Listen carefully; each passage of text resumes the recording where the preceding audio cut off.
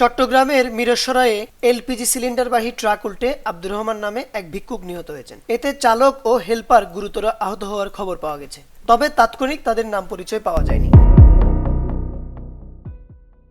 আজ সোমবার সকাল 7:30টায় ঢাকা চট্টগ্রাম মহাসড়কের নিজামপুর এলাকায় এই ঘটনা ঘটে। নিহত আব্দুর রহমান উপজেলার করেরহাট ইউনিয়নের দক্ষিণ আলীনগর এলাকার বাসিন্দা।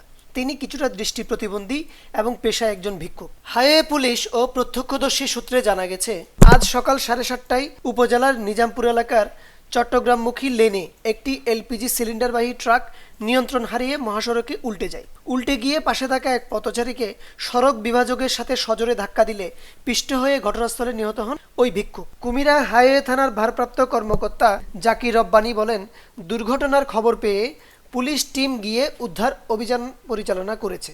নিহতের মরদেহ উদ্ধারের প্রস্তুতি চলছে।